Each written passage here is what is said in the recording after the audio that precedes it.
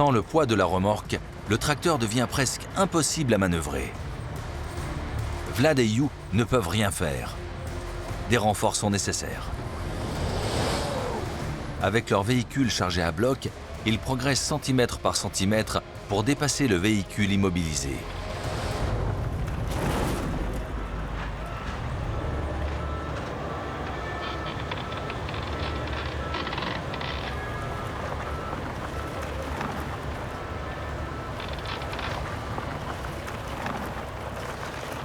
Plus tard, ils apprendront que leur collègue a dû passer 2 jours dans sa cabine avant qu'une dépanneuse vienne le secourir.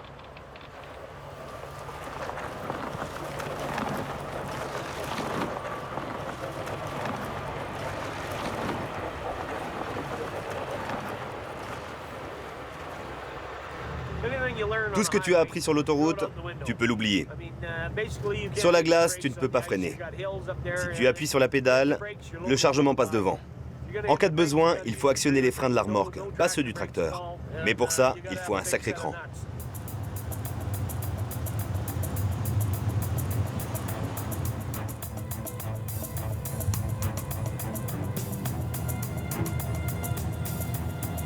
Hugh et Vlad veulent rattraper leur retard.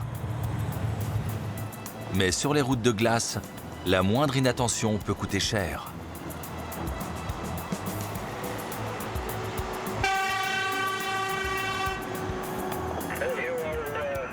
Hugh, tu es loin? On dirait que je suis allé trop vite et j'ai fini dans le fossé. Il va falloir que tu me sortes de là. Ouais, je te vois, j'arrive.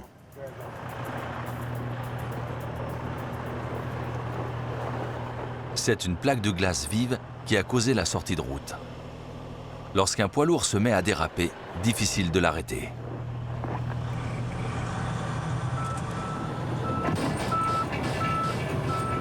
Avance un peu. Ok, je mets la gomme. Je passe la vitesse et on y va. Commence doucement, puis accélère.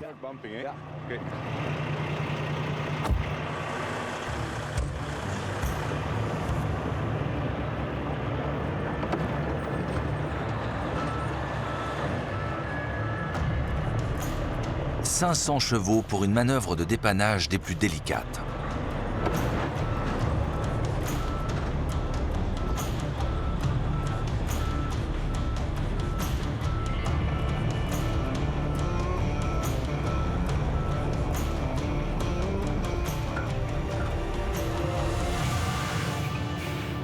Une fois de plus, les 2 routiers s'en tirent bien. Juste un peu de tôle pliée.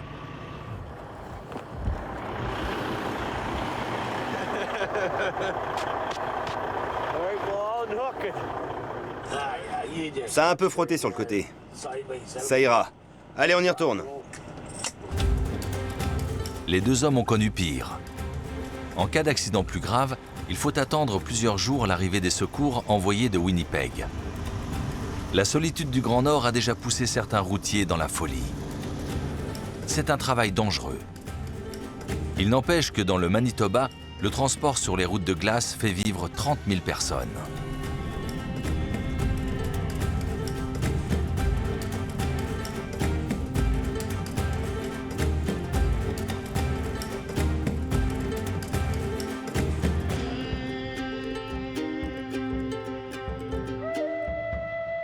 Sans les chaînes, les poids lourds ne viendraient pas à bout des derniers kilomètres jusqu'à God's Lake.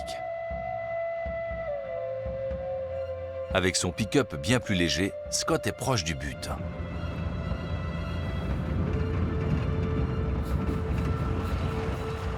Sur le plateau du pick-up, la motoneige a bien supporté le voyage.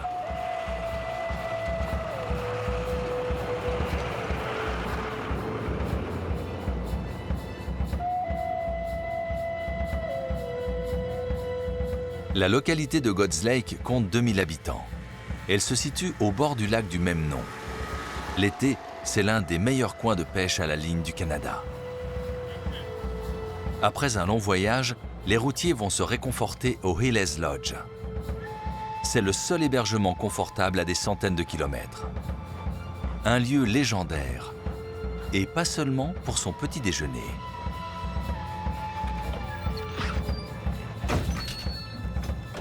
Sa propriétaire, Goldie Healy, met un point d'honneur à ce que tout le monde s'y sente comme chez soi. Bonjour Goldie, comment ça va? Bonjour Scott, contente de te voir. Ça s'est bien passé? Ouais, ça a été un long périple. 26 heures, mais c'est fait. La route est meilleure que d'habitude, parce qu'il n'y a pas encore eu de fonte. Il fait suffisamment froid. C'est bien, la route est solide. Ce matin, il fait -51, donc c'est bien gelé. Avec ça, on avance bien. Chez Goldie, les principaux sujets de conversation tournent autour des conditions de circulation et des exploits des routiers.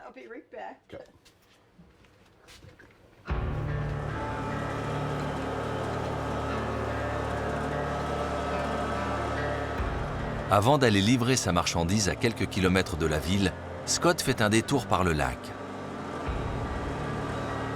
L'hiver, son ami Brian continue à pratiquer la pêche traditionnelle. Il doit aller relever ses filets et Scott va lui donner un coup de main.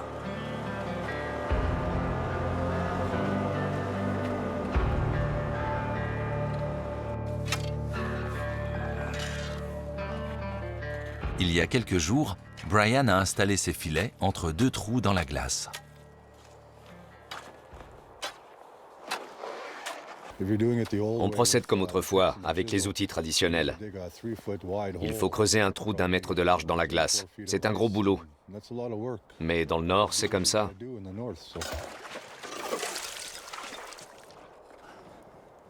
Les gens de la région reçoivent leur approvisionnement de base grâce aux routes de glace. Mais pour un peu de changement et surtout un apport suffisant en vitamines, rien de tel que la pêche et la chasse. Brian, lui, le fait avant tout pour ses propres besoins. Le surplus, il le vend au village. Belle prise.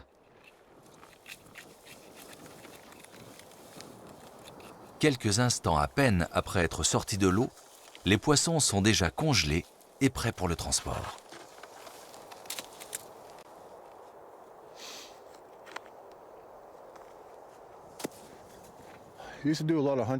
Quand j'étais plus jeune, j'allais souvent chasser et pêcher en famille. Alors aujourd'hui, je suis content de venir aider mes amis de God's Lake. C'est bon de refaire certaines choses à l'ancienne. Et ça me fait plaisir de donner un coup de main aux gens. C'est quelque chose qui me tient à cœur.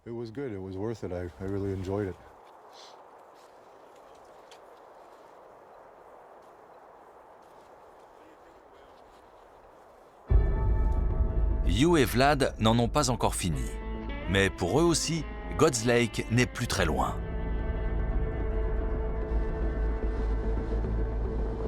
À quelques kilomètres de leur but, ils doivent traverser le plus grand lac de tout le parcours. Les consignes imposent de garder une distance de sécurité de 500 mètres et de rouler au pas.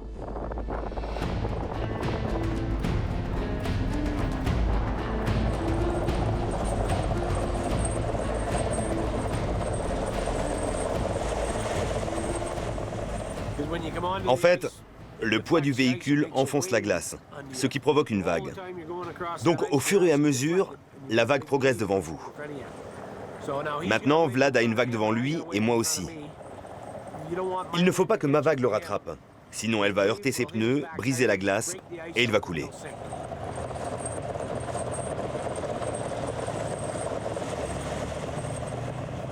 Il faut avancer lentement, de manière régulière et toujours respecter la glace. Il faut bien garder la distance de sécurité entre les deux véhicules.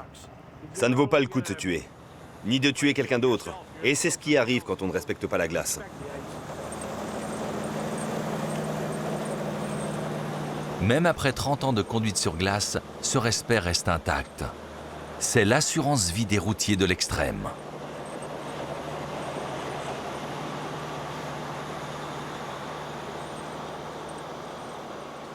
Après 2 jours de voyage, Vlad et Hugh ne veulent plus perdre de temps. Aussitôt à portée de radio, ils tentent de joindre leurs interlocuteurs de God's Lake. Hugh, dis-moi ce qui est chargé à l'avant et à l'arrière. L'équipement médical est à l'arrière et le matériel administratif à l'avant. Alors tu vas d'abord au bureau. Le premier déchargement se fera là-bas. Tu y retrouveras Ella, du service de santé, qui t'accompagnera. Ok, quelqu'un va devoir nous guider. Ouais, et là me dit que c'est bon.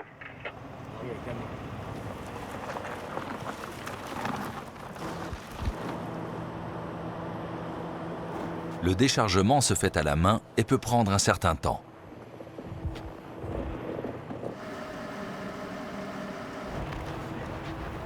Aujourd'hui, les deux hommes ont de la chance.